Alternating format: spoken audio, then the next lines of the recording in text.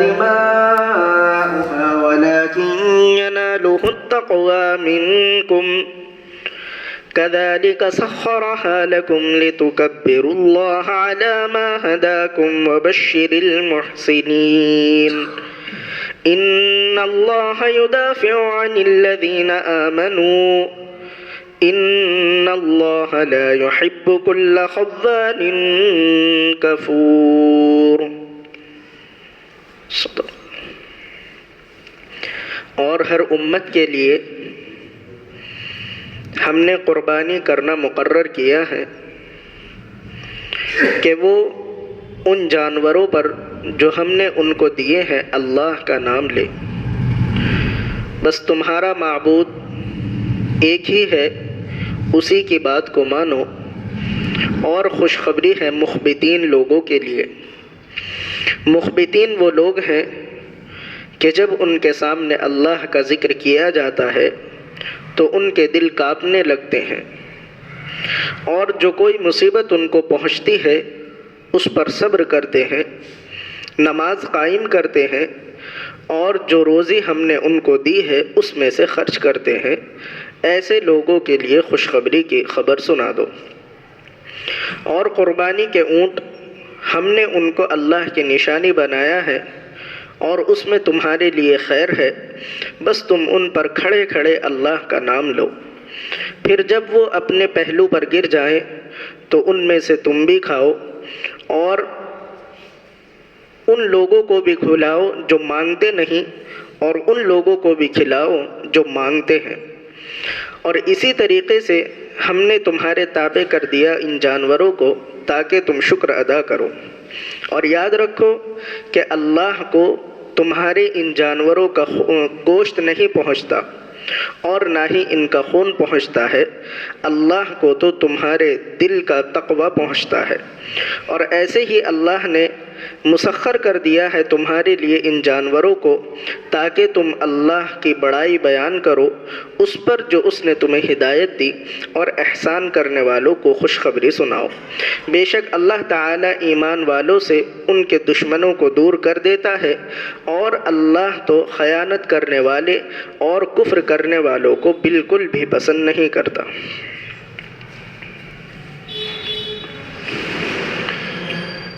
یہ 17واں پارہ الحمدللہ ہمارا چل رہا ہے، اور اس میں سورہ حج کی آج آیت نمبر 34 سے لے کر آیت نمبر 38 تک یہ چند آیتیں تلاوت کی گئی ہیں. کئی مرتبہ یہ بات بتائی جا چکی ہے کہ اس سورت کا نام سورہ حج ہے، اور اس سورت میں اللہ تبارک و تعالی نے حج کے احکام بیان فرمائے ہیں. آپ دیکھتے ہیں کہ حج اور قربانی ایک ہی موقع پر آتے ہیں، اور حج میں بھی قربانی کی جاتی ہے، تو حج کے ساتھ اللہ تبارک و تعالی نے قربانی کا بھی ذکر کیا ہے. پچھلے ہفتے کا جو مضمون تھا اور اس سے پچھلے ہفتے 2-3 ہفتے سے مسلسل حج کا ذکر چل رہا تھا. پچھلے ہفتے تھوڑا سا ذکر قربانی کا آیا تھا، اور آج کا جو رکوع پڑھا گیا ہے اس میں تو پورا قربانی ہی کا ذکر اللہ تبارک و تعالی نے بیان فرمایا ہے. قربانی چاہے وہاں حج کے موقع پر ہو یا یہاں اپنے وطن میں رہتے ہوئے ہو، تمام قربانیوں کا ذکر اور ان کے احکام برابر ہی سے ہوتے ہیں. پچھلے ہفتے جو ایک خاص بات تھی، وہ جو بڑی اہم تھی، وہ بتائی گئی تھی. اللہ تبارک و تعالی نے بیان فرمایا وَأُحِدَّتْ لَكُمُ الْأَنْعَامُ إِلَّا مَا يُتْلَى عَلَيْكُمْ فَاجْتَنِبُوا الرِّجْسَ مِنَ الْأَوْثَانِ وَاجْتَنِبُوا قَوْلَ الزُّورِ. یہ جملہ بڑا اہم تھا. پچھلے ہفتے بھی اس کی خوب تفسیر کی گئی تھی، آج بھی کچھ تھوڑا سا اشارہ کیا جا رہا ہے. اللہ نے فرمایا کہ دیکھو میں نے تمہارے لیے بہت سے چوپاؤں کو حلال کر دیا، کچھ ایسے ہیں جن کو میں نے حرام کیا ہے. فَاجْتَنِبُوا الرِّجْسَ مِنَ الْأَوْثَانِ، اللہ نے فرمایا کہ تم بتوں کی گندگی سے بچو. یعنی جب جانوروں کو ذبح کیا کرو، جب تم جانوروں کے گلے کاٹا کرو تو اللہ کا نام لیا کرو. پچھلے پرانے زمانے میں لوگ بتوں کے نام پر قربانی کرتے تھے، بتوں کے نام پر جانوروں کو ذبح کرتے تھے تو اللہ نے فرمایا فاجتنبوا الرجس، بتوں کی گندگی سے بچو، واجتنبوا قول الزور، یہ ہے وہ اہم جملہ جس کی طرف میں نے اشارہ کیا تھا۔ اللہ نے فرمایا کہ بتوں کی پرستش سے بچو، واجتنبوا قول الزور، اور جھوٹ بولنے سے بھی بچو۔ ایک طرف بتوں کی عبادت کا ذکر ہے کہ اس سے بڑا کوئی گناہ نہیں، اللہ کو چھوڑ کر آدمی کسی اور کی عبادت کرے، کسی اور کے سامنے اپنا سر جھکائے، اس سے بڑا تو کوئی اور گناہ اس دنیا میں نہیں ہے۔ یہ اتنا بڑا گناہ ہے کہ حدیث شریف میں یہ بات آئی ہے کہ آدمی جب اللہ کے علاوہ کسی اور کی پرستش کرتا ہے، کسی اور کی عبادت کرتا ہے، کسی اور کے سامنے اپنے سر کو جھکاتا ہے، تو یہ زمین لرزنے لگتی ہے، یہ زمین کانپنے لگتی ہے، اللہ سے اجازت مانگتی ہے کہ اے اللہ مجھے اجازت دے میں پھٹ جاؤں اور اس شرک کرنے والے کو اپنے اندر دھسا دوں۔ اللہ سے آسمان دعائیں کرتا ہے کہ اے اللہ مجھے اجازت دے کہ میں پھٹ جاؤں، ٹکڑے ٹکڑے ہو جاؤں، اور یہ جو آدمی شرک کر رہا ہے اس کے اوپر برس جاؤں۔ پہاڑ اللہ سے دعائیں مانگتے ہیں، اے اللہ مجھے اجازت دیں، آپ ہمیں اجازت دیں کہ ہمیں چلنے پھرنے کی طاقت ہو جائے، میں پھٹوں اور پھٹ کر اس آدمی کے اوپر گر جاؤں۔ یہ شرک اتنا خطرناک گناہ ہے، اور آپ دیکھیے کہ شرک کے ساتھ اللہ نے جھوٹ بولنے کو بیان فرمایا۔ مفسرین نے اس کے بارے میں یہ بات لکھی ہے کہ اصل میں اس کی وجہ یہ ہے کہ جیسے شرک کرنے کا گناہ ہوتا ہے، جھوٹ بولنے کا گناہ بھی اسی کے برابر ہوتا ہے۔ یہ جھوٹ بولنا اتنا بڑا گناہ ہے کہ آدمی جھوٹ بولتا ہے وہ اتنا بڑا گناہ کر رہا ہے جیسے کوئی شرک کرنے والا آدمی گناہ کرتا ہے۔ یہ اتنا بڑا گناہ ہے جھوٹ بولنے کا، اور اسی لیے اللہ تبارک و تعالی نے شرک کے ساتھ جھوٹ کا ذکر کیا ہے۔ ہاں اتنی بات ضرور ہے کہ شرک کا گناہ تو اللہ تعالی کبھی بھی معاف نہیں کریں گے۔ یہ تو پکا فیصلہ ہے کہ شرک، اگر کوئی آدمی شرک کرتا ہے، بت پرستی کرتا ہے، خدا کو چھوڑ کر دوسروں کی عبادت کرتا ہے، تو یہ گناہ تو کبھی معاف نہیں ہوگا۔ اس کے علاوہ جو گناہ ہے اللہ تعالی چاہیں گے تو معاف کر دیں گے، نہیں چاہیں گے تو نہیں معاف کریں گے۔ لیکن اتنی بات ضرور ہے کہ جھوٹ کے گناہ کو اگر اللہ نے معاف نہ کیا تو جھوٹ بولنے والے بندے کو شرک کرنے والے کے برابر گناہ دیا جائے گا۔ یہ اتنا بڑا گناہ ہے، اس لیے خاص طور سے اس گناہ سے بچنے کی ضرورت ہے۔ آج کی آیتوں میں اللہ تبارک و تعالی نے فرمایا وَلِكُلِّ أُمَّةٍ جَعَلْنَا مَنْسَكًا لِيَذْكُرُوا اسْمَ اللَّهِ، ہم نے ہر امت کے لیے قربانی کرنے کا ایک طریقہ مقرر کیا ہے۔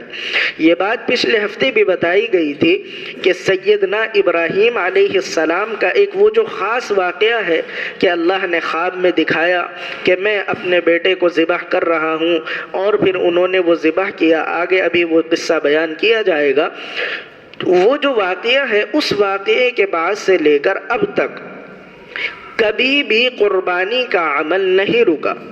جتنی بھی قومیں آئیں، جتنی بھی امتیں آئیں، جتنے بھی نبی اور رسول آئے، ان تمام پر اللہ تبارک و تعالی نے قربانی کا عمل فرض کیا۔ یہ اس آیت سے بات معلوم ہوتی ہے وَلِكُلِّ أُمَّةٍ جَعَلْنَا مَنْسَكًا، ہر امت کے لیے ہم نے قربانی کرنے کو فرض قرار دیا ہے۔ یہ بات الگ ہے کہ طریقے الگ رہے ہیں۔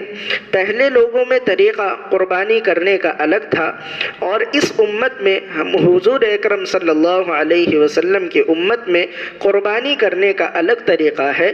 یہ بات الگ ہے، مسائل الگ ہیں، طریقے الگ ہیں، لیکن قربانی ہر قوم پر فرض کی گئی ہے۔ یہ قربانی امت محمدیہ کے لیے خاص نہیں ہے، بلکہ جتنے بھی لوگ آئے، جتنی بھی امتیں آئیں، ان سب پر قربانی فرض کی گئی ہے۔ ہم نے بتایا تھا کہ حضور صلی اللہ علیہ وسلم سے پہلے جو امتیں آئیں ان کی قربانی کا طریقہ یہ تھا، ان کو حکم دیا جاتا تھا کہ آپ اپنے جانوروں کو ذبح کریں، ان کا گلا کاٹیں اور لے جا کر پہاڑ کی چوٹی پر رکھ دیں۔ وہ پہاڑ کی چوٹی پر رکھ دیتے تھے تو آسمان سے اللہ کی طرف سے ایک آگ آتی تھی اور وہ آگ اس قربانی کے جانور کو جلا دیتی تھی، اس کو راکھ کر دیتی تھی۔ جس آدمی کے قربانی کا جانور جل کر راکھ ہو جاتا تھا، یہ بات سمجھی جاتی تھی کہ اس کی قربانی قبول ہو گئی، اور جس کے قربانی کے جانور پر آگ نہیں آتی تھی اور اس کو نہیں جلاتی تھی، یہ سمجھا جاتا تھا کہ اس کی قربانی اللہ کے یہاں قبول نہیں ہوئی۔ یہ طریقہ پرانے زمانے کا تھا، لیکن حضور اکرم صلی اللہ علیہ وسلم آئے، آپ اس دنیا میں تشریف لائے، رحمت للعالمین بن کر آئے، تمام لوگوں کے لیے رحمت بن کر آئے، تو اللہ تعالی نے اپنے اس قانون کو چینج کر دیا۔ قربانی کا حکم تو باقاعدہ نازل رکھا، قربانی تو فرض تھی، لیکن طریقہ اللہ نے بدل دیا۔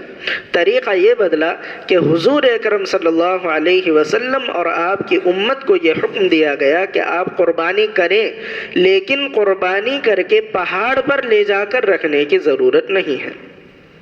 آپ قربانی کریں اور اس جانور کا گوشت بھی آپ استعمال کریں، آپ خود بھی کھائیں، اپنے رشتہ داروں تعلق والوں کو کھلائیں، اس قربانی کے گوشت کی کھال بھی آپ ہی استعمال کریں، اس کی ہڈی بھی آپ ہی استعمال کریں۔ ہم صرف یہ چاہتے ہیں کہ جب آپ قربانی کا جانور ذبح کریں تو ہمارا نام اس پر لے لیا کریں، بس اتنی بات کافی ہے۔ نام ہمارا ہو، کام آپ کا ہو، نام ہمارا لے لیا جائے اور کام آپ کا ہو۔ گوشت بھی آپ استعمال کریں، کھال بھی آپ ہی استعمال کریں، اور اس کی ہڈیاں بھی آپ ہی استعمال کریں، یہ سب چیزیں آپ کی ہیں، بس نام ہمارا لے لیا جائے۔ یہ طریقہ اللہ تبارک و تعالی نے بیان فرمایا۔ ایک اور تھوڑا سا بدلاؤ اللہ تبارک و تعالی نے بیان فرمایا ہمارے یہاں قربانی کرنے کا۔ پچھلی آیتوں میں بھی اس کا ذکر ہے، اللہ نے فرمایا ایام معلومات، ہاں متعین دن، کچھ دن ہم نے طے کر دیے ہیں، کچھ دن ہم نے فکس کر دیے ہیں، انہی دنوں میں آپ قربانی کریں گے۔ اب دیکھیے ہمارے یہاں جو قربانی کی جاتی ہے وہ 10، 11 اور 12 ذی الحجہ کو قربانی کی جاتی ہے۔ 10، 11 اور 12 ذی الحجہ کو قربانی کی جاتی ہے۔ اس کے علاوہ پورے سال قربانی کا کوئی دن نہیں ہے۔ نفلی قربانی آپ کر سکتے ہیں، نفلی طور پر آپ جانور ذبح کر سکتے ہیں، لیکن یہ جو فرض قربانی ہے جس کا یہاں پر ذکر چل رہا ہے، یہ تو 10، 11 اور 12 ذی الحجہ کو ہی کی جائے گی، اس کے علاوہ نہیں۔ 10 ذی الحجہ کو جو بقر عید کی نماز ہم پڑھتے ہیں، بقر عید کی نماز کے بعد سے یہ قربانی کا عمل شروع ہوتا ہے، اور 10، 11، 12 ذی الحجہ کی مغرب سے پہلے تک یہ فرض قربانی کرنے کی اجازت ہے اور فرض قربانی کرنے کا ٹائم ہے۔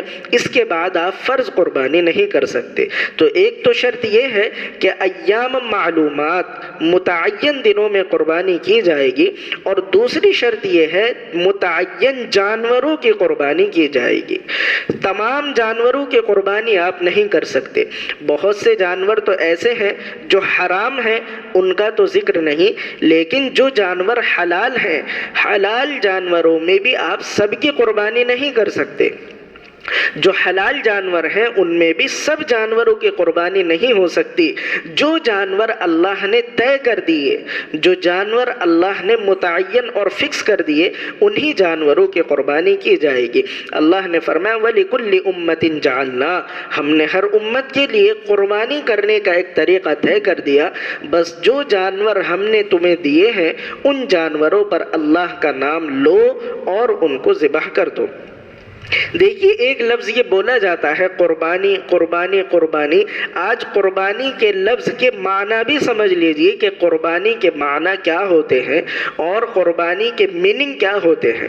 قربانی یہ جو لفظ ہے یہ بنا ہے قرب سے، قرب سے بنتا ہے، اور قرب کے معنی ہوتے ہیں قریب ہونا. قرب کے کہتے ہیں نا بھائی قریب قریب ہو جاؤ، یہ اسی سے بنا ہے قرب. قرب کے معنی ہوتے ہیں قریب ہونا. حدیث شریف میں یہ بات لکھی ہے کہ بندہ جب قربانی کرتا ہے، آدمی جب قربانی اللہ کے دربار میں پیش کرتا ہے تو اس قربانی سے بندہ اللہ کے قریب ہو جاتا ہے. اس لیے قربانی کو قربانی کہا جاتا ہے. قربانی کے معنی ہوتے ہیں اللہ کے قریب کرنے والی چیز. قربانی کے معنی ہوتے ہیں وہ چیز جو اللہ کے قریب کر دے. اب ایک آدمی لاکھوں روپیہ خرچ کر کے اور لاکھوں اپنی ٹینشنیں اپنے سر مول لے کر اللہ کے نام پر ایک جانور قربان کر رہا ہے، قربانی کر رہا ہے. قربانی کا مطلب یہ ہے کہ وہ آدمی اپنے رب کو راضی کرنے کے لیے یہ چیز اللہ کے دربار میں پیش کر رہا ہے، تو اس قربانی سے اللہ تعالیٰ اس بندے کو اپنے قریب کر لیتے ہیں. قریب کرنے کا مطلب یہ ہے اس کے ایمان کو مضبوطی عطا فرماتے ہیں، اس کے روح کو غذا عطا فرماتے ہیں، اور اس کا ایمان جب مضبوط ہو جاتا ہے تو بندہ اللہ کے قریب ہو جاتا ہے. اب قربانی یہ تو ایک خاص قربانی ہے جو جانور کی دی جاتی ہے. اس کے علاوہ کسی بھی چیز کی قربانی دی جائے، کسی بھی چیز کی قربانی دی جائے، ہر قربانی سے بندہ اللہ کے قریب ہو جاتا ہے. یہ تو جانوروں کی قربانی ہے. آدمی اپنے مال کی قربانی پیش کرے، اپنی جان کی قربانی پیش کرے، اللہ کے راستے میں اپنا جان لگائے یا اپنا مال لگائے یا اپنی عزت اللہ کے راستے میں لگائے، یہ بھی قربانی ہے. آدمی اپنا علم اللہ کے راستے میں لگائے، یہ بھی قربانی ہے. اپنی عقل کو، اپنی سمجھ کو، اپنے مشورے کو آدمی اللہ کے راستے میں لگائے، یہ بھی قربانی ہے. اور ہر قربانی سے اللہ کا قرب نصیب ہوتا ہے، ہر قربانی سے بندہ اللہ کے قریب ہو جاتا ہے. اس لیے چاہے مال کی قربانی ہو یا جان کی قربانی ہو، عزت کی قربانی ہو، یا کسی بھی طریقے سے آدمی اللہ کے دین کو یا دین والے لوگوں کو فائدہ پہنچا سکتا ہو، اس سے پیچھے نہیں ہٹنا چاہیے. وہ جو قربانی ہے جانور کی قربانی، وہ تو اس آدمی پر فرض ہوتی ہے جس کے اوپر نصاب، وہ نصاب کا ایک نظام ہے، جس کے اوپر قربانی فرض ہوتی ہے وہی وہ قربانی پیش کرتا ہے. لیکن اس کے علاوہ مال کی، عزت کی، علم کی قربانی یہ ہر آدمی دے سکتا ہے. تو کسی بھی طرح کی قربانی سے پیچھے نہیں ہٹنا چاہیے. اور جب بندہ اللہ کی راہ میں کسی بھی طرح کی کوئی قربانی پیش کرے گا، اللہ تعالیٰ اس کو اپنا قرب اور اپنی معرفت ضرور نصیب فرمائیں گے.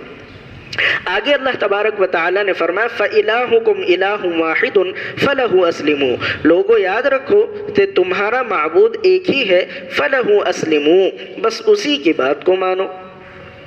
ایک مرتبہ ذرا پیچھے سے ترجمہ سن لیں.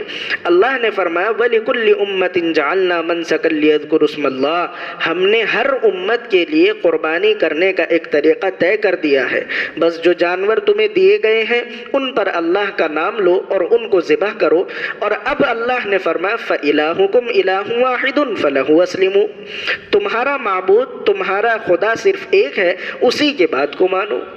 ذکر چل رہا ہے قربانی کا، قربانی کے جانور کا، قربانی پر اللہ کا نام لینے کا، یہ ذکر چل رہا ہے قربانی کا. اور اللہ نے فرمایا کہ تمہارا معبود اور تمہارا خدا ایک ہے. بے شک خدا اور معبود تو ایک ہے، لیکن یہاں یہ مضمون تو نہیں چل رہا ہے. اللہ تبارک و تعالیٰ ایک ہے، ہمارا خدا ایک ہے، بات ٹھیک ہے، اس میں کوئی بات غلط نہیں ہے، لیکن مضمون تو یہاں قربانی کا چل رہا ہے. اب اس لفظ کے بعد پھر آگے قربانی کا ذکر ہے، تو اس جملے کو بیچ میں لانے کی کیا ضرورت تھی؟ اللہ نے فرمایا کہ تمہارا خدا ایک ہے، بس اسی کی بات کو مانو. یہ کیوں بیچ میں لائے؟ اس کی وجہ مفسرین نے لکھی ہے کہ بات دراصل یہ ہے کہ قربانی کا یہ جو مسئلہ ہے اور قربانی کا جو عمل ہے، یہ ایسا عمل ہے کہ انسانوں کی عقل میں یہ بات نہیں آتی.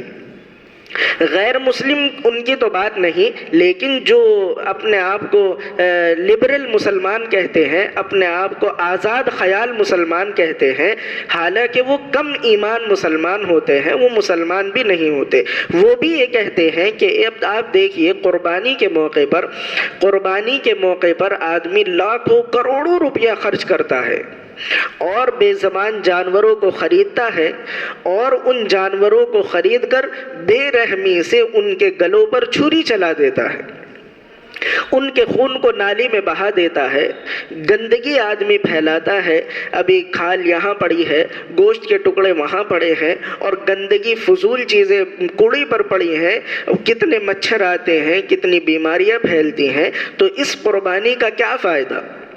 ایسی قربانی کا کیا فائدہ کہ اس سے دوسروں کو بھی تکلیف پہنچے؟ ایسی قربانی کا کیا فائدہ کہ اس سے پیسے بھی ضائع ہو رہے ہیں؟ آپ اپنے پیسے جو آپ کو قربانی میں لگانے ہیں، مثال کے طور پر کسی کو 1,00,000 روپے قربانی میں لگانے ہیں، وہ 1,00,000 ایک دم نہ خرچ کرے، تھوڑا تھوڑا گوشت دکان سے لے کر کھاتا رہے، پورے سال بھی 1,00,000 روپے کا گوشت نہیں کھا پائے گا، حالانکہ وہ 2-3 دن میں لاکھوں روپیہ قربانی میں خرچ کر دیتے ہیں اور ضائع کر دیتے ہیں۔ کچھ لوگ ایسے خیال کے بھی ہوتے ہیں۔ بقرعید کا موقع جیسے جیسے قریب آتا ہے، اس طرح کے میسج چلائے جاتے ہیں، اس طرح کی خبریں دکھائی جاتی ہیں، اخباروں میں اس طرح کی باتیں کی جاتی ہیں، میڈیا پر بیٹھ کر لوگ اس طرح کی باتیں کرتے ہیں کہ اس قدر پیسہ خرچ کیا جاتا ہے، اس کا کوئی فائدہ نہیں، پیسہ بھی ضائع ہو رہا ہے، جانوروں کے ساتھ بھی بے رحمی کی جا رہی ہے، ان کا گوشت بھی ضائع ہو رہا ہے، 5-10-20 دن کے بعد گوشت سڑ جاتا ہے، پھر اس کو کوڑی پر پھینکنا پڑتا ہے۔ تو اس طرح کی باتیں کرنے والے جو لوگ ہیں، ان کے بارے میں اللہ تبارک و تعالی نے یہ آیت نازل فرمائی۔ اللہ نے فرمایا یہ جو قربانی ہے تمہارے لیے فرض کی گئی ہے، بس اللہ کا نام لے کر قربانی کرو، اور تمہارا خدا ایک ہے، اس کی بات مانو۔ کیا مطلب یہ ہے کہ قربانی کا مقصد یہ نہیں ہے کہ تم سے جانور کٹوائے جائیں، قربانی کا مقصد یہ نہیں ہے کہ تم جانوروں کا خون بہاؤ، اور قربانی کا مقصد یہ نہیں ہے کہ تم بے زبان جانوروں کے گلوں پر چھری پھیرو، یہ قربانی کا مقصد نہیں ہے، بلکہ ایسی چیزوں کو فرض کر کے اور ایسے احکامات کو بھیج کر اللہ تعالی انسانوں کی آزمائش کرنا چاہتا ہے کہ ایسے موقع پر جب تمہاری طبیعت، تمہاری عقل، تمہارے مزاج اس بات کو ماننے کے لیے تیار نہیں ہے، پھر بھی تم اللہ کی بات کو مان رہے ہو یا نہیں مان رہے، یہ تمہاری آزمائش کا موقع ہے۔ اس لیے اللہ نے فرمایا کہ تمہارا خدا ایک ہے، اپنے خدا کی بات مانو، اپنی بات نہ مانو، اپنی عقل کی بات نہ مانو، اپنی سمجھ کی بات نہ مانو۔ بات سمجھ میں آ رہی ہے یا نہیں، بات عقل میں آ رہی ہے یا نہیں، بات تمہیں اللہ کی ماننی ہے۔ اللہ کی بات مانو گے تو کامیابی ہوگی، اور اگر اللہ کی بات نہیں مانو گے تو پھر تمہاری کامیابی نہیں ہوگی۔ اب آپ دیکھیے یہ جو لوگ کہتے ہیں کہ یہ پیسہ ضائع کیا جا رہا ہے، وہ یہ جانوروں کی جانیں ضائع کی جا رہی ہیں، ان کا گوشت ضائع کیا جا رہا ہے، اللہ نے فرمایا ان چیزوں کو پیدا کرنے والا کون ہے؟ تمہیں جانور دیے کس نے ہیں؟ یہ جانور کون پیدا کر رہا ہے؟ ایک آدمی، ایک انسان تو ایک مکھی مچھر بھی پیدا نہیں کر سکتا، وہ خدا اتنے بڑے بڑے جانور پیدا کر رہا ہے اور انگنت پیدا کر رہا ہے۔ ایک سال میں جتنے کٹے اس سے زیادہ آپ کو منڈی میں کھڑے ملیں گے۔ یہ اللہ کا نظام ہے، اللہ کا قانون ہے، اللہ تبارک و تعالیٰ کی فطرت ہے، اپنی فطرت کے تحت وہ نظام چلا رہا ہے، وہ دے رہا ہے، وہی لے رہا ہے، تو کسی کو کیا اعتراض ہو سکتا ہے؟ اللہ تبارک و تعالیٰ ہی جانوروں کو پیدا کر رہا ہے، اللہ تبارک و تعالیٰ ہی یہ نظام چلا رہا ہے، اور یہ پیسہ جو انسان خرچ کر رہا ہے وہ بھی اللہ دے رہا ہے، خود انسان کو پیدا کرنے والا بھی اللہ ہے، اس پوری دنیا کا نظام چلانے والا اللہ ہے۔ اور پھر یہ انسان کھڑا ہو کر ذرا سے عقل کے بھروسے پر یہ کہنے لگے کہ اتنا پیسہ ضائع کیا جا رہا ہے، اتنے جانوروں کے ساتھ بے رحمی کی جا رہی ہے، یہ اگر ان سے سوال کیا جائے کہ تمہیں پیسہ دیا کس نے ہے، تمہیں یہ جانور دے کون رہا ہے، تو اس کا جواب تو صرف یہی ہوگا نا کہ وہ اللہ ہے جو ہمیں یہ سب چیزیں دے رہا ہے۔ جب وہ دے رہا ہے، اگر اس کے کہنے پر ہم اپنا پیسہ خرچ کر رہے ہیں، اگر اس کے کہنے پر ہم جانوروں کو ذبح کر رہے ہیں، تو اس میں کسی کو کیا پریشانی ہے؟ ظاہر ہے یہ اللہ تبارک و تعالی نے یہاں یہ جو مضمون بیان فرمایا اور بیچ میں کہہ دیا کہ تمہارا خدا ایک ہے، اسی کی بات کو مانو، یہ اس لیے کہ تمہیں بات اللہ کی ماننی ہے، اپنی بات اور اپنی عقل کی بات نہیں ماننی ہے۔ وبشر المخبتین، اور اللہ نے فرمایا کہ مخبتین لوگوں کے لیے خوشخبری ہے، مخبتین لوگوں کے لیے خوشخبری ہے۔ دیکھیے شریعت کے جو احکام ہیں، اگر عقل سے سوچا جائے تو آدمی کسی بات پر اور کسی کام پر عمل نہیں کر پائے گا۔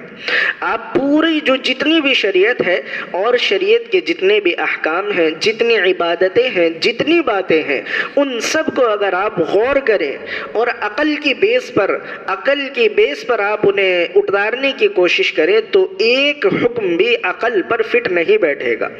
عقل تو یہ کہے گی کہ بس ہر کام کو چھوڑ دیا جائے، اور عقل تو یہ کہے گی کہ بس پوری شریعت کو چھوڑ دیا جائے، اگر ہم شریعت کی باتوں کو عقل پر اتارنے لگے۔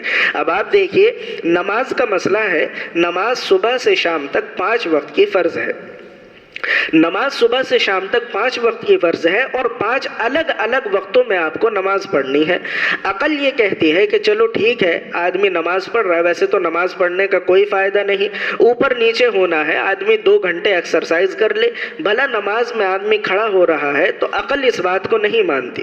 اور چلو مان بھی لو، آدمی اگر عقل سے یہ کہے کہ چلو ٹھیک ہے نماز پڑھنی ہے، تو 5 الگ الگ وقت میں کیوں پڑھیں؟ آپ ایک ٹائم فکس کر دیں، ایک وقت میں ہم 5 وقت کی نمازیں پڑھ کر فارغ ہو جائیں۔ صبح فری وقت ہوتا ہے، آدمی 5 وقت کی نماز صبح پڑھے، 1 گھنٹہ نماز میں لگائے اور پورے دن اپنا کام کرے، پورے دن دکان پر بیٹھا رہے۔ اب عصر کی نماز کے وقت وہاں گاہک کھڑے ہیں، ادھر اذان ہو رہی ہے، تو گاہکوں کو چھوڑ کر جانا پڑتا ہے۔ عقل یہ کہتی ہے کہ ایک وقت میں نماز ہو جانی چاہیے تھی۔ چلیے الگ الگ وقت میں نماز ہو رہی ہے، آپ ذرا نمازوں کا شیڈیول دیکھیں، نمازوں کی رکعتیں دیکھیں۔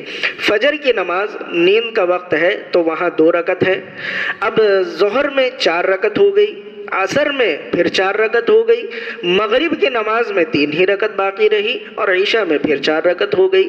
عشاء کا جو وقت ہے وہ نیند کا وقت ہے، تو وہاں بھی کم رکعت ہونی چاہیے تھی، 2 رکعت ہونی چاہیے تھی۔ اور اسی طریقے سے مغرب کی جو نماز ہے، 2 ہوں یا 4 ہوں، یہ 3 کا کیا مسئلہ ہے؟ بس اگر کوئی آدمی یہ کہنے لگے کہ میں تو ایک وقت میں صبح کو 5 نمازیں پڑھ لیا کروں گا، یا کوئی آدمی یہ کہنے لگے کہ مغرب میں بھی میں یا تو 2 پڑھا کروں گا یا 4 پڑھا کروں گا، تو سبھی اس بات کو سمجھتے ہیں اور جانتے ہیں کہ اس کی اٹھک بیٹھک تو ہو جائے گی، نماز نہیں ہوگی۔ اگر کوئی آدمی مغرب میں 4 رکعت پڑھنے لگے تو اس کی مغرب کی نماز نہیں ہوگی، اس کو نماز دوبارہ پڑھنی پڑے گی، اور ایسی ہی پڑھنی پڑے گی جیسے اللہ تبارک و تعالی نے پڑھنے کا حکم دیا، یعنی 3 رکعت پڑھنی پڑیں گی۔ اسی طریقے سے آپ دیکھیں روزے بھی رکھنے فرض ہیں، روزوں کا مسئلہ بھی ایسا ہی ہے۔ آدمی پورے سال 11 مہینے کماتا ہے، نہ دھوپ دیکھتا ہے، نہ صاف بارش دیکھتا ہے، اور نہ کسی کی لڑائی جھگڑوں کو دیکھتا ہے، نہ کسی کا مرنا جینا شادی بیاہ دیکھتا ہے۔ کسی سے جھگڑا ہو گیا، لڑائی ہو گئی، آدمی ٹینشن میں ہے، بچے کا انتقال ہو گیا، ماں باپ کا انتقال ہو گیا، وہ پھر بھی دکان پر جا رہا ہے، صبح سے شام تک 10 گھنٹے دکان پر لگا رہا ہے، محنت مزدوری کر رہا ہے، لوگوں کی اینٹیں ڈلے پتھر اٹھا رہا ہے۔ کس لیے آدمی یہ کرتا ہے؟ یہ آدمی اپنے پیٹ کے لیے کرتا ہے، روزی کے لیے کرتا ہے، 2 وقت کی روٹی کے لیے کرتا ہے۔ آدمی پورے سال کما رہا ہے، پیسے جمع کر رہا ہے، اور 1 مہینے اسے حکم دے دیا کہ آپ صبح سے شام تک بھوکے رہیں گے۔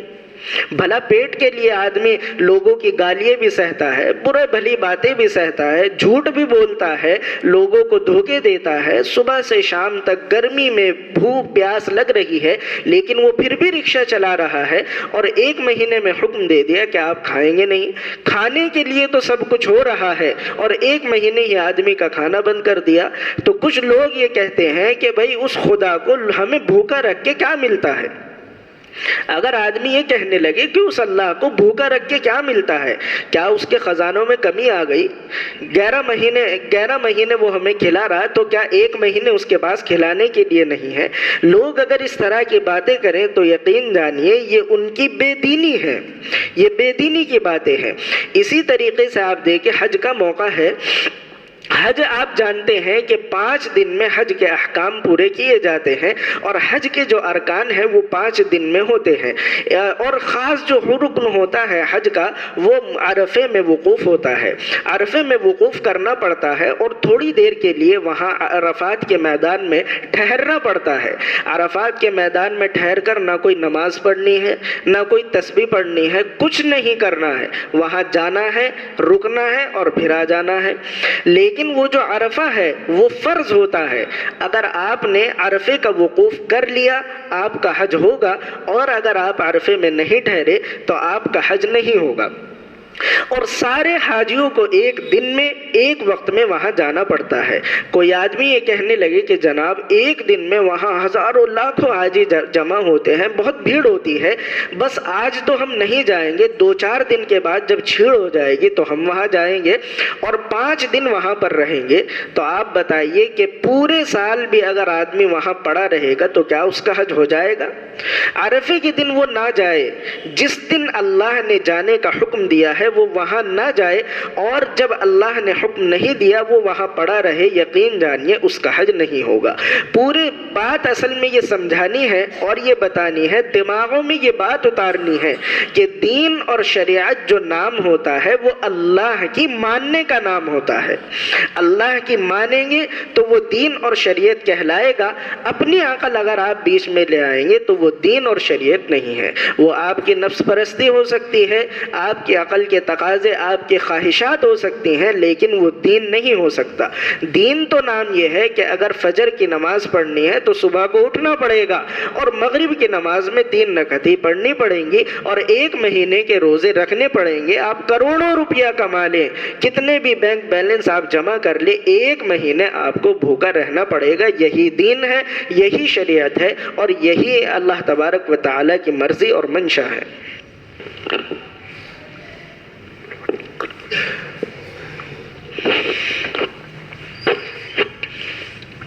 اب ذرا لوٹ کر اس واقعے پر آ جائیں جو قربانی کا ذکر یہاں چل رہا ہے۔ قربانی جو فرض ہوئی اور پہلی مرتبہ جو قربانی دی گئی وہ سیدنا اسماعیل علیہ السلام کی قربانی دی گئی، اور قربانی پیش کرنے والے ان کے ابا جان سیدنا ابراہیم علیہ السلام تھے۔ ابراہیم علیہ السلام اور اسماعیل علیہ السلام کا یہ جو واقعہ ہے یہ ایسا حیرت انگیز واقعہ ہے کہ آدمی اگر سوچنے لگے اور عقل کو بیچ میں لانے لگے تو وہ نعوذ باللہ حضرت ابراہیم اور اسماعیل علیہ السلام کو یہ کہے گا کہ ان کا دماغ بھی ٹھیک نہیں تھا۔ کیوں؟ اس لیے کہ ابراہیم علیہ السلام کو جو قربانی کرنے کا حکم دیا گیا، اللہ نے خواب میں کہا، خواب میں انی ارا فی المنام، قرآن کریم میں لفظ لکھے ہیں۔ ابراہیم علیہ السلام اسماعیل علیہ السلام کے پاس آئے اور آ کر کہنے لگے کہ بیٹے انی ارا فی المنام، منام کہتے ہیں خواب کو، میں نے خواب دیکھا ہے، میں تجھے ذبح کر رہا ہوں۔ بیٹے یعنی اس کا ایک پس منظر بیک گراؤنڈ ہے کہ ابراہیم علیہ السلام بالکل بوڑھے ہو چکے تھے۔ بعض روایات میں لکھا ہے 120 سال کی عمر ہو گئی تھی، بدن کے سارے بال سفید ہو گئے تھے، ہاتھ ایسے کانپتے تھے ابراہیم علیہ السلام کے۔ ایسے وقت میں پیدا ہوئے تھے اسماعیل علیہ السلام، اور کچھ دنوں کے بعد حکم ہوا جب وہ بیٹا 13 سال کے ہو گئے، یعنی پل پل کر جوان ہو گئے، اور اب تو ان کی بہاریں دیکھنے کا وقت ہے۔ ایسے وقت میں اللہ نے خواب دکھایا، خواب میں دیکھا کہ اسماعیل کے گلے پر چھری پھیر رہے ہیں ابا جان ابراہیم علیہ السلام۔ ایک دن خواب دیکھا، اگنور کر دیا، دوسرے دن پھر وہی خواب دیکھا، تیسرے دن پھر وہی خواب دیکھا۔ جب 3 دن خواب دیکھ لیا تو ابراہیم علیہ السلام اسماعیل علیہ السلام کے پاس آئے، آ کر کہنے لگے کہ بیٹے میں نے خواب میں دیکھا ہے کہ میں تمہیں ذبح کر رہا ہوں، میں تمہارا گلا کاٹ رہا ہوں۔ اب دیکھیے وہ بیٹا بھی بہرحال ابراہیم علیہ السلام کا بیٹا تھا اور اس کی جو پرورش ہوئی تھی وہ بھی بہت نیک ہاتھوں میں ہوئی تھی. کہنے لگے قال یا ابت افعل ما تؤمر، یعنی سامنے سے انہوں نے اپنی عقل کو نہیں دوڑایا، سامنے سے انہوں نے اپنی عقل کے گھوڑے نہیں دوڑائے. انہوں نے کہا یا ابت افعل ما تؤمر، اے ابا جان جس کام کا آپ کو حکم دیا جا رہا ہے آپ وہ کام کر ڈالیے، آپ وہ کام کر ڈالیے. یعنی وہ بیٹا چھوٹا سا، وہ کہہ سکتے تھے کہ ابا جان خواب ہی تو ہے، چھوڑو کن چکر میں پڑ رہے ہو، خواب تو آدمی دیکھتا رہتا ہے، خواب تو ادھر ادھر کے ہوتے ہیں، شیطانی وسوسوں سے ہوتے ہیں خواب تو. وہ یہ کہہ سکتے تھے، لیکن ایسے وقت میں بھی کہ خود ان کے گلے پر چھری پھرنی ہے، خود ان کو ذبح ہونا ہے، خود ان کی قربانی دی جا رہی ہے، ایسے موقع پر بھی وہ عقل کو بیچ میں نہیں لائے، چونکہ وہ جانتے تھے کہ میرے ابا تو نبی ہیں، میرے ابا اللہ کے پیغمبر ہیں اور پیغمبروں کے خواب سچے ہوتے ہیں، اس لیے کوئی تعویل نہیں. ابا جان اگر میرے گلے کاٹنے کا آپ کو حکم ملا ہے تو آپ یہ کام کر دیجئے. اور کہنے پر بس نہیں ہوا، یہ کہا تیاری شروع کر دی، چھری لی اور رسی لی اور چیزیں لی اور لے کر چل دیے وہاں ابراہیم علیہ السلام اپنے بیٹے کو ذبح کرنے کے لیے. وہاں اس میدان میں پہنچے، مینا کے میدان میں، تو وہ بیٹا سامنے سے کیا کہہ رہا ہے، چھوٹا سا بیٹا 13 سال کی عمر تھی اسماعیل علیہ السلام کی، وہ سامنے سے کہہ رہے ہیں کہ ابا جان آپ مجھے ذبح کریں گے، آپ مجھے کاٹیں گے.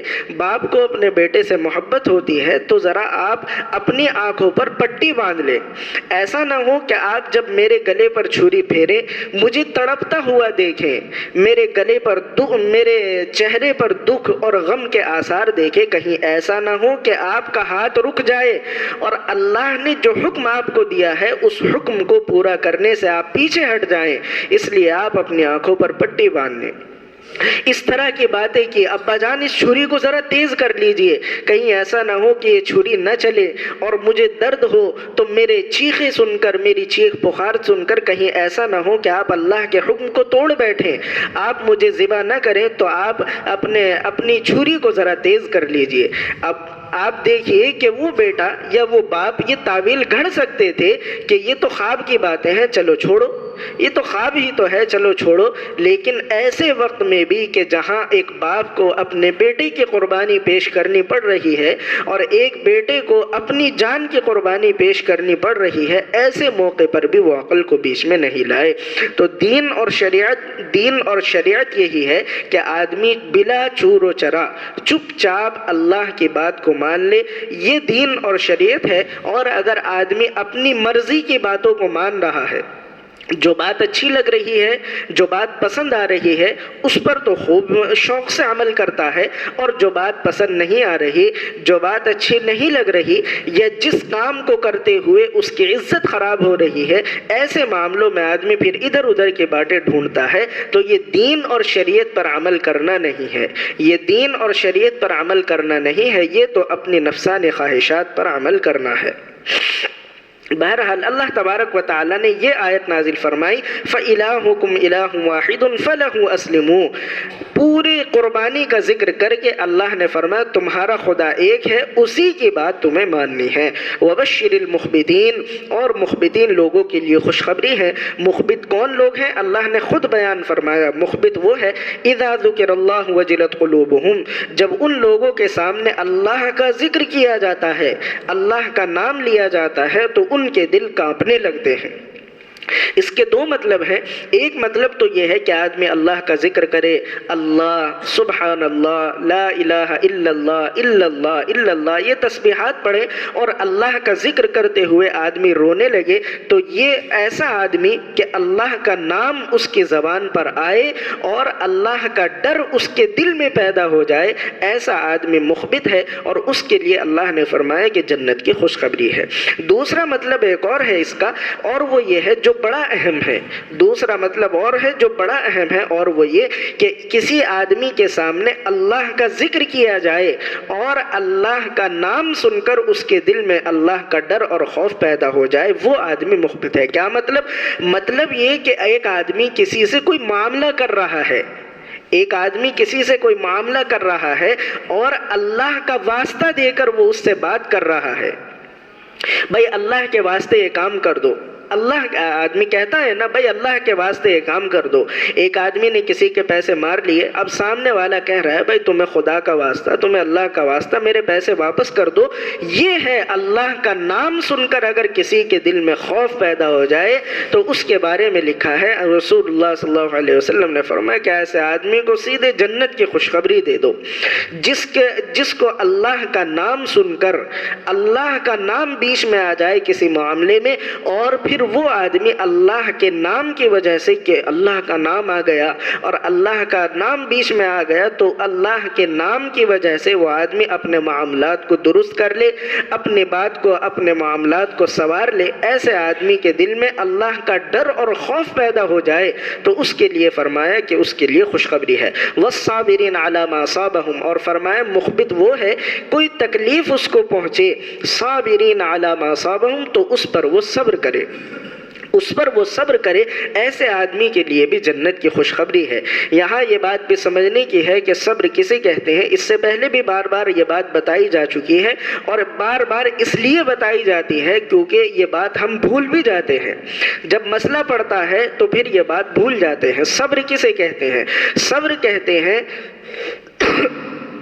صبر کہتے ہیں کہ آدمی پر اگر کوئی مصیبت آ جائے تو وہ ہر آدمی کے سامنے اس مصیبت اور پریشانی کو بیان نہ کرتا پھرے, بلکہ چپ چاپ اپنے گھر میں بیٹھ جائے اور اللہ سے اپنے تعلق کو قائم کرے, اللہ سے مانگے, اللہ سے دعائیں کرے, اللہ سے درخواست کرے. جو عام لوگ, اب بہت سے لوگ ہوتے ہیں کہ کوئی مصیبت, کوئی پریشانی آ گئی, ہر ایک کو پکڑ پکڑ کر بیان کر رہے ہیں کہ صاحب بس کام نہیں چل رہا, بڑی پریشانی میں ہے, بس فلاں پریشانی میں, فلاں مصیبت. جو بھی دوسرا آدمی مل رہا اسی کو اپنی پریشانی اور مصیبت بتا رہے ہیں. ہاں وہ آدمی, ایک آدمی وہ ہے کہ جس کو کوئی مصیبت پریشانی آ گئی اور وہ ایسے آدمی کو اپنی مصیبت بتا رہا ہے جس کے پاس اس کی پریشانی کا حل ہے.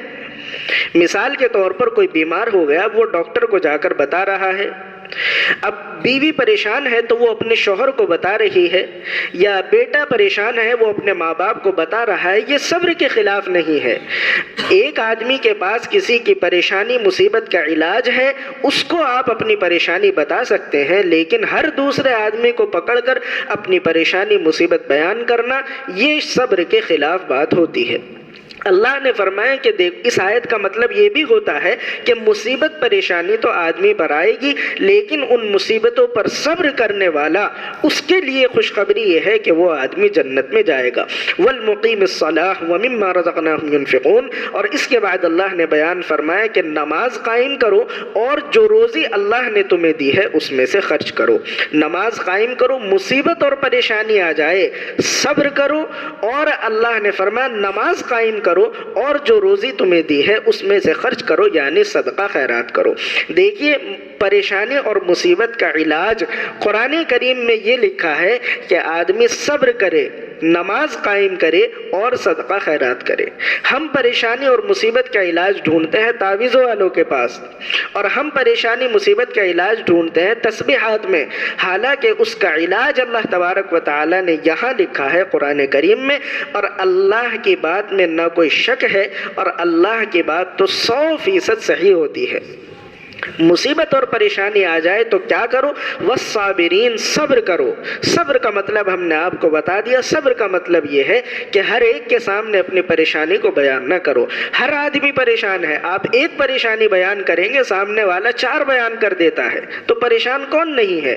جو دنیا میں آ گیا تو پریشانی تو اس کا مقدر ہے, پریشان اس کو ہونا ہے. اصل پکا ایمان والا اور پکا سچا مسلمان وہ ہے جو اپنی پریشانی مصیبت پر صبر کرے. والمقیم الصلاۃ, اور نماز قائم کرے. نماز قائم کرنے کا مطلب یہ ہے کہ اللہ سے اپنا تعلق قائم کرے. اللہ سے تو توڑ بیٹھے ہیں اور آدمی یہ سمجھے کہ میری پریشانی دور ہو جائے, ایسا کیسے ہو سکتا ہے؟ پریشانی کو دور کرنے والی ذات صرف اللہ کی ہے. اللہ کے علاوہ کوئی بھی دوسرا پریشانی کو دور نہیں کر سکتا. ذریعہ کسی کو بھی بنا دے اللہ تبارک و تعالی, ذریعہ کوئی بھی بن جائے, لیکن پریشانی اور مصیبت مصیبت کو دور کرنے والی ذات صرف اللہ کی ہے، اور نماز قائم کر کے اللہ سے تعلق، اللہ سے کنیکشن ٹھیک ہوتا ہے۔ تو دوسرے نمبر پر اگر کوئی پریشانی آ جائے تو آدمی نماز پڑھے، اللہ سے اپنا تعلق ٹھیک کرے۔ وَمِمَّا رَزَقْنَاهُمْ يُنْفِقُونَ، اور سب سے اہم مسئلہ یہ ہے کہ کوئی پریشانی آ جائے تو صدقہ کرو، صدقہ کرو گے تو پریشانی دور ہو جائے گی۔ حضور صلی اللہ علیہ وسلم نے ایک حدیث میں فرمایا کہ صدقہ پہاڑ جیسی مصیبتوں کو بھی ٹلا دیتا ہے، صدقہ پہاڑ جیسی بڑی بڑی مصیبتوں کو بھی ٹلا دیتا ہے۔ ایک حدیث میں حضور اکرم صلی اللہ علیہ وسلم نے بیان فرمایا کہ اللہ نے اس زمین کو بنا دیا تو یہ زمین ہل رہی تھی، یہ زمین ڈول رہی تھی، تو اللہ نے اس پر پہاڑ کو میخے بنا کر گاڑ دیا، جیسے کیل ہوتی ہے، کیل بنا کر پہاڑوں کو اس پر گاڑ دیا۔ تو فرشتوں کو بڑا تعجب ہوا کہ اتنے بڑے بڑے پہاڑ ہیں۔ اللہ تبارک و تعالیٰ سے کہنے لگے کہ اللہ، پہاڑ اتنے بڑے بڑے، کیا پہاڑوں سے زیادہ طاقتور بھی کوئی چیز ہو سکتی ہے؟ اللہ تبارک و تعالیٰ نے فرمایا کہ ہاں، پہاڑوں سے زیادہ طاقتور بھی چیز ہے۔ فرشتوں نے پوچھا کہ اللہ وہ کیا ہے؟ تو فرمایا اللہ تبارک و تعالیٰ نے، وہ لوہا ہے۔ لوہا پتھر سے زیادہ طاقتور، پہاڑ جو ہوتے ہیں وہ پتھر کے ہوتے ہیں، تو اللہ نے فرمایا کہ پہاڑوں سے زیادہ طاقتور لوہا ہے۔ لوہا جب چلتا ہے اور لوہے سے پہاڑوں کے سینے بھی چیر دیے جاتے ہیں۔ فرشتوں نے کہا اچھا، یہ لوہا اتنی طاقتور چیز ہے تو کیا لوہے سے زیادہ بھی طاقتور کچھ ہو سکتا ہے؟ تو اللہ تبارک و تعالیٰ نے فرمایا کہ ہاں، لوہے سے زیادہ طاقتور بھی ہے، اور وہ ہے آگ۔ لوہے کو آگ میں ڈالا جاتا ہے، بس پگھل جاتا ہے، جیسے چاہو جیسے مرضی ہو اس کو توڑ مروڑ لو۔ فرشتوں کو بڑا تعجب ہوا، کہنے لگے کہ اللہ، کیا آگ سے زیادہ طاقتور بھی کچھ ہے؟ اللہ نے فرمایا کہ ہاں، آگ سے زیادہ طاقتور پانی ہے، کتنی بھی بڑی آگ کی لپٹیں ہوں، ذرا پانی ڈالو بس وہ بجھا دیتا ہے۔ اللہ تبارک و تعالیٰ سے فرشتے کہنے لگے کہ اچھا، پانی اتنا طاقتور ہے، اور پانی اتنی طاقت پانی کے اندر ہے، تو کیا پانی سے زیادہ طاقتور بھی کچھ ہے؟ تو پھر ایسے وقت پر اللہ تبارک و تعالیٰ نے فرمایا کہ ہاں، اب میں تمہیں ان چاروں چیزوں سے زیادہ طاقتور چیز ایک بتاتا ہوں۔ پہاڑ سے بھی زیادہ طاقتور، لوہے سے بھی زیادہ طاقتور، آگ سے بھی زیادہ طاقتور، اور پانی سے بھی زیادہ طاقتور چیز میرے نام پر صدقہ کرنا ہے۔ جو آدمی، مطلب کیا ہے؟ مطلب یہ ہے کہ جو آدمی میرے نام پر صدقہ کرے گا، میری راہ میں صدقہ کرے گا، مجھے راضی کرنے کے لیے صدقہ کرے گا، تو علماء نے، مفسرین نے لکھا ہے کہ چاہے وہ پہاڑ جیسی مصیبت ہو، لوہے جیسی طاقتور مصیبت ہو، آگ جیسی جھلسا دینے والی مصیبت ہو، اور پانی جیسی ڈبو دینے والی مصیبت ہو، ہر مصیبت سے اللہ تبارک و تعالی اس آدمی کو نجات عطا فرمائیں گے جو اللہ کی راہ میں صدقہ کرے گا۔ یہ صدقہ اتنا بڑا عمل ہے اور اتنی فضیلت صدقے کی بیان کی گئی ہے، اور یہاں پر مصیبت کے بعد صدقے کا ذکر کیا ہے، تو اس کا مطلب یہ ہوتا ہے کہ اگر کسی پر مصیبت اور پریشانی آ جائے، وہ اللہ سے اپنا تعلق قائم کرے، اور دوسرے نمبر پر صدقہ دے، اللہ کی راہ میں خرچ کرے، تو اللہ تعالیٰ اس کے تمام پریشانیوں مصیبتوں کو دور فرما دیں گے۔ وَالْبُدْنَ جَعَلْنَاهَا لَكُم مِّن شَعَائِرِ اللَّهِ، اور اللہ نے فرمایا کہ اونٹ جو قربانی کے لیے اونٹ جو ہے، جو ہم نے تمہیں دیے ہیں، لَكُم فِيهَا مِن شَعَائِرِ اللَّهِ، تو اس میں اللہ کی نشانی ہے۔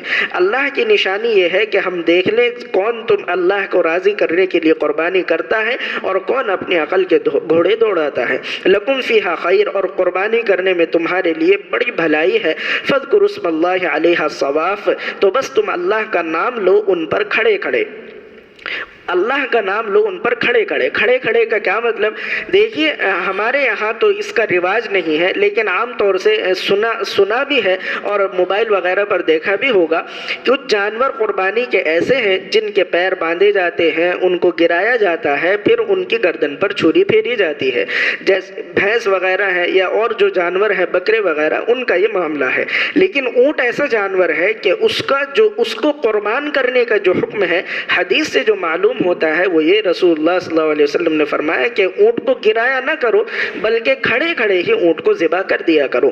اور طریقہ اس کا یہ ہے کہ اونٹ کے ایک پیر میں رسی باندھی جائے اور 3 پیر اس کے کھلے رہنے دیے جائیں، اور اونٹ کی جو گردن ہوتی ہے وہ چونکہ لمبی ہوتی ہے تو حضور صلی اللہ علیہ وسلم نے فرمایا کہ اس کے نیچے کی طرف یہاں چھری مار دیا کرو، جب چھری مار دو گے اس کا خون نکل جائے گا تو وہ خود اپنا ذبح ہو جائے گا اور گر جائے گا۔ تو اسی کی طرف اللہ تبارک و تعالیٰ نے اشارہ فرمایا کہ اونٹ کو اگر تمہیں ذبح کرنا ہو تو اس پر اللہ کا نام لو، بسم اللہ پڑھو اور کھڑے کھڑے ہی اس کو ذبح کر دیا کرو۔ فَإِذَا وَجَبَتْ جُنُوبُهَا، پھر جب وہ گر جائے، یعنی کھڑا تھا، کھڑے کھڑے اس کو ذبح کیا، کھڑے کھڑے اس کو نہر کیا۔ جو گرا کر، یعنی جن جانوروں کو گرا کر لٹا کر کاٹا جاتا ہے اس کو ذبح کرنا کہتے ہیں، اور اونٹ کو جو کھڑے کھڑے اس کی گردن کاٹی جاتی ہے اس کو نہر کرنا کہتے ہیں۔ جب تم نے اونٹ کو نہر کر دیا، اس کی گردن کاٹ دی، فَإِذَا وَجَبَتْ جُنُوبُهَا، اور پھر وہ اپنی پہلو پر گر گیا، فَكُلُوا مِنْهَا، تو اس میں سے کھاؤ، وَأَطْعِمُوا الْقَانِعَ وَالْمُعْتَرَ، اور ایسے لوگوں کو بھی کھلاؤ جو تم سے مانگتے نہیں اور ایسے لوگوں کو بھی کھلاؤ جو مانگتے ہیں۔ دیکھیے اللہ تبارک و تعالیٰ نے پہلے بھی پچھلے ہفتے بھی یہ بات آئی تھی، وہاں اللہ نے فرمایا فَكُلُوا مِنْهَا وَأَطْعِمُوا الْبَائِسَ الْفَقِيرَ، جو غریب قسم کے لوگ ہیں ان لوگوں کو دو، اور یہاں اللہ نے فرمایا فَكُلُوا مِنْهَا، خود بھی کھاؤ، وَأَطْعِمُوا الْقَانِعَ، قانع کہتے ہیں ان لوگوں کو جو غریب تو ہوتے ہیں لیکن ان کی مانگنے کی عادت نہیں ہوتی، در در پر گھر گھر پر جا کر وہ مانگتے نہیں ہیں، لوگوں کے سامنے ہاتھ نہیں پھیلاتے، ان کو دو، وَالْمُعْتَرَ، اور جو مانگنے آ رہے ہیں ان کو بھی دو۔ اللہ تبارک و تعالیٰ نے دونوں لوگوں کا ذکر کیا، لیکن پہلے ان لوگوں کا ذکر کیا کہ جو مانگتے نہیں ہیں۔ تو پہلی ذمہ داری یہ ہے کہ جو مانگتے نہیں ہیں، غریب تو ہیں، کام کاروبار ان کے زیادہ اچھے نہیں ہیں، ایسے لوگوں کو ڈھونڈ کر تلاش کر کے ان کو قربانی کا گوشت دو اور ان کو صدقہ خیرات دو، ایسے لوگوں کو جو مانگتے نہیں ہیں۔ ہاں بعد میں اللہ نے فرمایا ایسے لوگوں کو بھی دے دو جو مانگنے آتے ہیں، یعنی ان کو بھی منع نہ کرو، ان کو بھی نہ جھڑکو، ان کو بھی بے عزت نہ کرو، ان کو بھی دے دو، کم دو زیادہ دو یہ مرضی ہے، لیکن دو، ان کو دے دو، ان کو بے عزت نہ کرو۔ پہلے حق ان لوگوں کا ہے جو مانگتے نہیں ہے۔ كَذَلِكَ سَخَّرْنَاهَا لَكُمْ لَعَلَّكُمْ تَشْكُرُونَ، اللہ نے فرمایا کہ ایسے ہی ہم نے تمہارے لیے مسخر کر دیا ان جانوروں کو تاکہ تم شکر ادا کرو۔ اتنے بڑے بڑے جانور ہیں، اونٹ ہے، بھینس ہے، اور اتنے بڑے بڑے جانور آدمی آسانی سے ان پر قابو کر لیتا ہے، آسانی سے ان کو کاٹ دیتا ہے۔ اللہ نے فرمایا یہ اس لیے کہ ہم نے تمہارے لیے ان کو مسخر کیا ہے، ورنہ اونٹ میں، بھینس میں تو انسان سے زیادہ طاقت ہوتی ہے، کیسے آدمی ان پر قبضہ کرتا ہے؟ اللہ نے فرمایا یہ ہمارا کمال ہے اور اس لیے تاکہ تم اس پر شکر ادا کرو۔ لن ینال اللہ لحومها، اور اللہ نے فرمایا کہ دیکھو ہمیں تمہارے ان جانوروں کا گوشت نہیں ملتا، ان کا خون نہیں ملتا، ہمیں تو تمہارے دل کا تقوی ملتا ہے۔ رسول اللہ صلی اللہ علیہ وسلم کے زمانے سے پہلے لوگوں کی عادت یہ تھی، وہ جو قربانی کرتے تھے تو قربانی کے جانور کا خون جمع کر کے بتوں کے سامنے رکھ دیتے تھے اور اس خون کی چھینٹیں بتوں پر ڈالتے تھے۔ اور اسی طریقے سے جو لوگ مکہ مکرمہ میں قربانی کرتے تھے ان کا طریقہ یہ تھا کہ قربانی کے جانور کو کاٹ کر اس کا خون اپنے ہاتھوں پر مل کر خانہ کعبہ کی دیواروں پر ملتے تھے۔ یہ طریقہ زمانے جاہلیت میں رائج تھا۔ جب لوگ مسلمان ہو گئے، حضور صلی اللہ علیہ وسلم پر ایمان لے آئے تو صحابہ جمع ہو کر اللہ کے رسول صلی اللہ علیہ وسلم کے پاس آیا کر کہنے لگے کہ حضور اب بتوں کا تو کوئی مسئلہ نہیں، بتوں کے سامنے تو اب ہم یہ خون نہیں رکھیں گے، لیکن یہ جو ہم اپنے ہاتھوں سے خانہ کعبہ کی دیوار پر خون لگاتے تھے کیا یہ کام ہم کر سکتے ہیں؟ نبی کریم صلی اللہ علیہ وسلم کچھ جواب دیتے اللہ تبارک و تعالی نے یہ آیت نازل فرمائی لن ینال اللہ لحومها، یہ جو جانور تم قربان کر رہے ہو اللہ کو نہ تمہارے گوشت کی ضرورت ہے نہ تمہارے خون کی ضرورت ہے۔ یعنی تم اگر یہ سمجھ رہے ہو کہ کعبے کی دیوار پر خون لگا کر یہ اللہ کے پاس جا رہا ہے تو ایسا کوئی مسئلہ نہیں ہے۔ وَلَٰكِن يَنَالُهُ التَّقْوَىٰ مِنْكُمْ، اللہ تو تمہارے دلوں کو دیکھ رہا ہے، کس جذبے کے ساتھ، کس شوق کے ساتھ تم اس پر عمل کر رہے ہو۔ اللہ تو تمہارے دل کے جذبات کو، تمہارے اخلاص کو دیکھ رہا ہے کہ کون دکھا دکھاوے کے لیے قربانی کر رہا ہے، کون اللہ کو راضی کرنے کے لیے قربانی کر رہا ہے۔ اللہ نے فرمایا کذالک سخرھا لکم، ہم نے یہ جو جانور تمہارے لیے مطیع اور فرمانبردار بنائے، یہ اس لیے لتکبروا اللہ، تاکہ تم اللہ کی بڑائی بیان کرو۔ یہاں پر بھی ایک نقطہ مفسرین نے لکھا ہے کہ دیکھیے ذکر چل رہا ہے قربانی کا، اور اللہ نے فرمایا یہ اس لیے تاکہ تم ہماری بڑائی بیان کرو۔ بڑائی بیان کرنے کا مطلب یہ ہے وہ جو قربانی کے موقع پر نمازوں کے بعد تکبیر تشریق پڑھی جاتی ہے، تکبیرات تشریق، اللہ اکبر لا الہ الا اللہ واللہ اکبر وللہ الحمد، وہ اللہ نے اس کے بارے میں اشارہ فرمایا کہ جب یہ قربانی کا ماحول چل رہا ہو، تم جانوروں کو ذبح کر رہے ہو اور تم ان کا گوشت کھا رہے ہو اور سب چیزیں تم استعمال کر رہے ہو، اللہ کا شکر ادا کرا کرو اور تکبر اللہ، اور اللہ کی بڑائی بیان کیا کرو۔ یعنی وہ جو تکبیر پڑھی جاتی ہے 9 ذی الحجہ کی فجر سے لے کر 13 ذی الحجہ کے عصر تک، وہ تکبیر اس کا ترجمہ بھی یہی ہے، اللہ اکبر اللہ سب سے بڑا ہے، اللہ سب سے بڑا ہے، لا الہ الا اللہ، اللہ کے سوا کوئی عبادت کے لائق نہیں، واللہ اکبر، اللہ سب سے بڑا ہے، وللہ الحمد، اور اللہ ہی کے لیے تمام تعریفیں ہیں۔ یہ اللہ کی بڑائی ہے۔ اسی لیے علماء نے لکھا ہے کہ ان ایام قربانی میں جن میں اللہ تبارک و تعالی نے قربانی کو فرض کیا ہے، ان دنوں میں اللہ کی بڑائی بیان کرنی چاہیے، اور اللہ کی بڑائی یہ ہے اللہ اکبر، ہر نماز کے بعد مردوں پر بھی عورتوں پر بھی یہ تکبیر پڑھنا واجب ہوتا ہے۔ فرق اتنا ہے کہ مردوں کو بلند آواز سے پڑھنی چاہیے، عورتوں کو آہستہ آواز سے پڑھنی چاہیے۔ اس سلسلے میں بڑی غفلت لوگ کرتے ہیں، جماعت کے ساتھ نماز پڑھتے ہیں، امام صاحب کے ساتھ سلام پھیر کر تکبیر پڑھ لیتے ہیں، لیکن جن لوگوں کی رکعت چھٹ گئی وہ بعد میں تکبیر نہیں پڑھتے، شرمندگی کی وجہ سے یا کس وجہ سے، کیا ان کے دل میں بات ہوگی، لیکن وہ تکبیر نہیں پڑھتے۔ بہرحال علماء نے لکھا ہے کہ جو آدمی جماعت کے ساتھ ہو اس کو بھی تکبیر پڑھنی چاہیے۔ آدمی تنہا اگر نماز پڑھ رہا ہے یا کسی کی رکعتیں چھوٹ گئی ہیں، سلام پھیرنے کے بعد بلند آواز سے یہ تکبیر پڑھنا واجب ہے مردوں پر، اور عورتوں پر واجب ہے آہستہ آواز سے۔ وبشر المحسنین، اللہ نے فرمایا وبشر المحسنین، احسان کرنے والوں کو خوشخبری دو۔ احسان، دیکھیے کتنا پیارا لفظ اللہ نے بیان فرمایا۔ آدمی اپنے پیسے خرچ کرتا ہے اور قربانی کا جانور آدمی اللہ کے نام پر کاٹتا ہے، تو احسان کسے کہتے ہیں؟ احسان کہتے ہیں کہ کسی کو کوئی چیز بخشنا یا کسی پر کوئی انعام کرنا۔ اللہ نے فرمایا احسان کرنے والوں کو خوشخبری دو، یعنی یہ جو تم پیسہ لگا رہے ہو اور یہ جو جانور قربان کر رہے ہو، یہ اللہ پر احسان ہے۔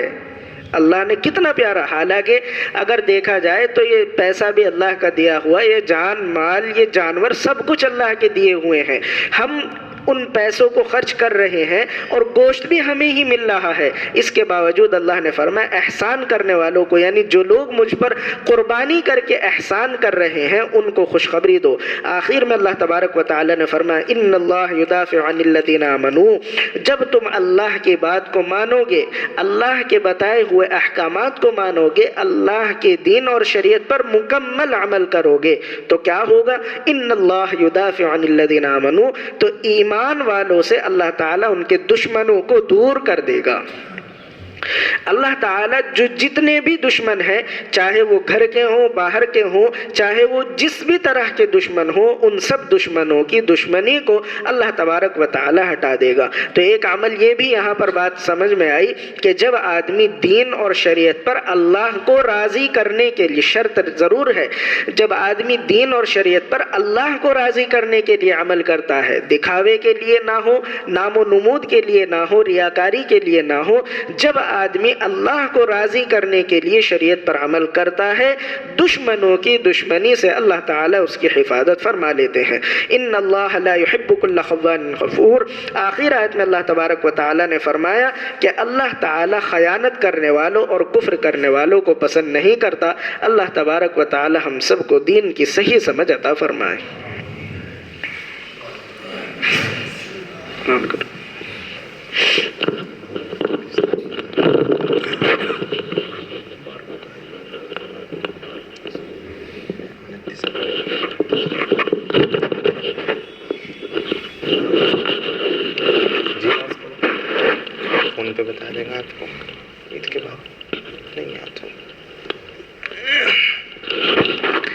آئندہ تفسیر انشاءاللہ عید کے بعد 29 اپریل کو ہوگی۔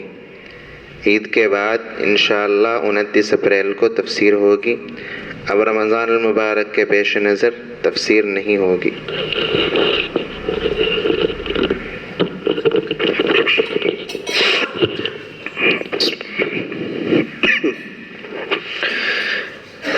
لا إله إلا الله الحليم الكريم سبحان الله رب العرش العظيم الحمد لله رب العالمين والصلاة والسلام على سيد الأنبياء والمرسلين محمد وآله وأصحابه أجمعين ربنا آتنا في الدنيا حسنة وفي الآخرة حسنة وقنا عذاب النار ربنا ظلمنا أنفسنا وإن لم تغفر لنا وترحمنا لنكونن من الخاسرين رب اغفر وارحم وأنت خير الراحمين ربنا لا تؤاخذنا إن نسينا أو أخطأنا ربنا ولا تحمل علينا إصرا كما حملته على الذين من قبلنا ربنا ولا تحملنا ما لا طاقة لنا به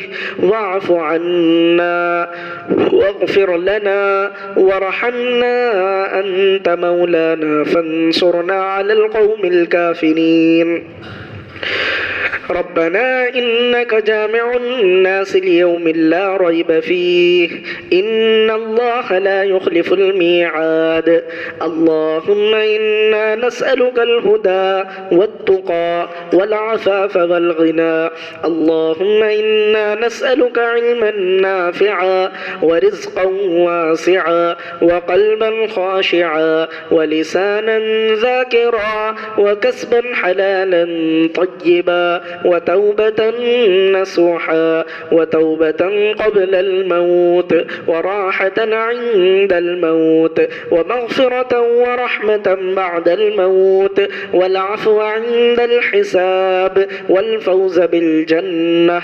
والنجاة من النار يا عزيز يا غفار يا رب العالمين يا عزيز يا غفار يا رب العالمين اے اللہ اپنے فضل و کرم سے ہمارے تمام صغیرہ کبیرہ گناہوں کو معاف فرما تمام خطاؤں کو اپنے فضل و کرم سے معاف فرما اے کریم آقا ہم بڑے گناہ گار ہیں اے اللہ دن کے اجالے میں رات کے اندھیرے میں بڑے بڑے گناہ ہم نے کیے ہیں سر کے بالوں سے لے کر پاؤں کے ناخنوں تک گناہوں کی گندگی میں دھسے ہوئے ہیں کریم آقا اگر آپ نے ہمیں معاف نہ کیا تو ہم تو ذلیل و رسوا ہو جائیں گے ہم تو نقصان اٹھانے والوں میں ہو جائیں گے اے اللہ اپنے فضل سے ہمارے گناہوں کو معاف فرما اے اللہ ہم اپنے گناہوں سے کی سچی توبہ کرتے ہیں اے کریم آقا اپنے فضل سے ہماری توبہ کو قبول فرما اے اللہ بار بار پکی سچی توبہ کرتے رہنے کی توفیق عطا فرما اپنی توبہ پر جمے رہنے کی توفیق عطا فرما اے کریم آقا گناہوں کی نحوست بہت بری ہوتی ہے اے اللہ آخرت میں جو عذاب ہوں گے آخرت میں جو ذلت اور رسوائی ہوگی وہ تو بجا ہے دنیا میں بھی بڑی رسوائیاں ہمیں گناہوں کی وجہ سے جھیلنی پڑتی ہے اے اللہ جگہ جگہ پر گناہوں کی وجہ سے ہمیں ذلیل ہونا پڑتا ہے کریم آقا اپنے فضل سے گناہوں کی گندگیوں سے ہمیں پاک صاف فرما گناہوں کی نحوستوں سے ہماری حفاظت فرما اے کریم آقا نیک اعمال کا شوق ہمارے دلوں میں پیدا فرما ارحم الراحمین گناہوں کے موقع سے بھی ہم سب کی حفاظت فرما اور نیک اعمال کرنے کے موقع ہمارے لیے میسر فرما اے اللہ کتنے لوگ ہیں جو پابندی کے ساتھ قرآن کریم کی تفسیر میں شامل ہو رہے ہیں اے اللہ شوق اور جذبے کے ساتھ شامل ہو رہے ہیں جس شوق کے ساتھ وہ آتے ہیں اسی شوق کے ساتھ عمل کرنے کی بھی توفیق عطا فرما ارحم الراحمین یہ قرآن کریم کی تفسیر سننا کرنا اے اللہ یہاں آ کر بیٹھنا یہ صرف اور صرف آپ کو راضی کرنے کے لیے ہے اپنے فضل سے اس عمل کے صدقہ طفیل تو ہم سے راضی ہو جا۔ اے اللہ قرآن کریم کی تفسیر کی برکت کو ہم سب کی نجات کا ذریعہ بنا۔ اے اللہ کتنی مائیں بہنیں ہیں جو اپنے ضروری کاموں کو چھوڑ کر، اپنے گھروں کو چھوڑ کر، اپنی ذمہ داریوں کو چھوڑ کر اے اللہ یہاں آپ کا کلام سننے کے لیے آتے ہیں۔ اے اللہ ان سب کو بھی اس کا بہترین بدلہ عطا فرما۔ اے کریم آقا قرآن کا مہینہ آ رہا ہے جسے آپ نے قرآن کا مہینہ فرمایا، شہر رمضان الذی انزل فیہ القرآن۔ اے اللہ وہ رمضان المبارک کا مہینہ بالکل قریب ہے۔ اے اللہ ہمیں اس کی پوری پوری قدر کرنے کی توفیق عطا فرما، پابندی کے ساتھ روزے رکھنے کی توفیق عطا فرما، کسی بھی طرح کی سستی سے، لاپرواہی سے، غفلت سے ہم سب کی حفاظت فرما۔ اے کریم آقا یہ قرآن کا مہینہ ہے اور اصل بات یہ ہے کہ اسی مہینے میں ہم سب سے زیادہ قرآن کی ناقدری کرتے ہیں۔ تراویح میں قرآن کریم پڑھا جاتا ہے، پیچھے بچے جوان اے اللہ بہت سے لوگ کھیلتے ہیں، آپس میں ہنسی مذاق کرتے ہیں، یہ قرآن کریم کی بہت بڑی بے ادبی ہے۔ قرآن کے مہینے میں ہم قرآن کی بے ادبی کرتے ہیں، اللہ ہم سب کی اس سے حفاظت فرما۔ قرآن کی ناقدری کرنے سے، بد احترامی کرنے سے، بے ادبی کرنے سے ہم سب کی حفاظت فرما۔ اے کریم آقا خوب قرآن کریم پڑھنے کا شوق عطا فرما، پابندی کے ساتھ نمازیں پڑھنے کی توفیق عطا فرما۔ اے اللہ اخلاص کے ساتھ عبادتیں کرتے رہنے کی توفیق عطا فرما۔ اے اللہ ہمیں اپنا خوف، اپنی خشیت عطا فرما۔ اے کریم آقا تقوی والی زندگی عطا فرما، تقوی والی زندگی عطا فرما۔ اے اللہ ہمیں اپنا استحضار نصیب فرما، اے اللہ اپنی معرفت نصیب فرما۔ اے کریم آقا رمضان کے مہینے میں عبادتیں کر کے اپنے آپ کو راضی کرنے کی توفیق عطا فرما۔ ارحم الراحمین رمضان کے بعد جب یہ پروگرام شروع ہو، جس خیر و خوبی کے ساتھ چل رہا ہے اسی خیر و خوبی کے ساتھ اس کو جاری فرما۔ قرآن کریم کی تفسیر کو سننے کے لیے ہم سب کی عمروں میں برکت عطا فرما۔ اے کریم آقا تا دم زندگی قرآن کریم سے جڑے رہنے کی توفیق عطا فرما، اس کی تفسیر سنتے رہنے کی، کرتے رہنے کی توفیق عطا فرما۔ جو لوگ پریشان ہیں اپنے فضل سے ان کی پریشانیوں کو دور فرما، جو بیمار ہیں لا علاج بیماریوں میں مبتلا ہیں یا لمبے زمانے سے بیمار ہیں ان سب کو شفائے کاملہ عاجلہ دائمہ مستمر عطا فرما، اور اگر ان کے مقدر میں شفا نہیں ہے تو ان کو صبر جمیل عطا فرما، مصیبتوں پر صبر کرنے کی توفیق عطا فرما، نماز قائم کرنے کی توفیق عطا فرما، خوب صدقہ و خیرات کرتے رہنے کی توفیق عطا فرما۔ ارحم الراحمین بہت سے لوگ جن کی شادیاں ہو گئی ہیں ان میں آپس میں محبتیں پیدا فرما، اور جن کے نکاح ابھی نہیں ہوئے ان کے لیے بہترین جوڑوں کے انتظام فرما، جو بے اولاد ہیں اپنے فضل سے نیک صالح اولاد عطا فرما، اور جن کی اولادیں ہیں ان کو اپنے ماں باپ کا فرما بردار بنا، ماں باپ کا اطاعت گزار بنا، ماں باپ کی عزتوں کا ذریعہ بنا۔ اے کریم آقا بہت سے لوگ بے روزگار ہیں، اپنے فضل سے ان کے لیے بہترین روزگار کا انتظام فرما، ہم سب کے لیے حلال پاک روزی کا انتظام فرما، حرام سے بچنا ہم سب کے لیے آسان فرما، جھوٹ بولنے سے، غیبتیں کرنے سے ہم سب کی حفاظت فرما، چغل خوری سے ہم سب کی حفاظت فرما۔ اے اللہ روزوں کی پوری پوری قدر کرنے کی توفیق عطا فرما، اور کسی بھی طرح کے گناہ سے ہم سب کی حفاظت فرما۔ ارحم الراحمین جان کی، مال کی، عزت کی، آبرو کی حفاظت فرما، ایمان و عقیدے کی حفاظت فرما، جو بڑے ہمارے زندہ ہیں ان کے عمروں میں برکت عطا فرما، ان کا سایہ تادیر ہمارے سروں پر قائم فرما، اور جو بڑے اس دنیا سے جا چکے اے اللہ ان میں ہمارے تعلق والے، ہمارے رشتہ دار بھی ہیں، ہمارے اساتذہ بھی ہیں، ہمارے آس پڑوس کے لوگ بھی ہیں، اے کریم آقا ان سب کی مغفرت فرما۔ ان میں ایسے لوگ بھی ہیں جنہوں نے ہم پر بڑے احسان کیے، اے اللہ ہماری تربیتیں کی، اپنی زندگی کی بہاریں ہم پر لگائی، اے کریم آقا ان سب کی مغفرت فرما۔ خاص طور سے حضرت اقدس مولانا نثار احمد صاحب نور اللہ مرقدہ، اے اللہ ان کے ہم پر بڑے احسان ہیں، اے کریم آقا ان کو وہاں کی بہاریں نصیب فرما، جنت الفردوس میں اعلی مقام عطا فرما، اے کریم آقا ان کی قبر کو نور سے منور فرما، ہمیں ان کے لیے پابندی کے ساتھ خوب ایصال ثواب کرتے رہنے کی توفیق عطا فرما۔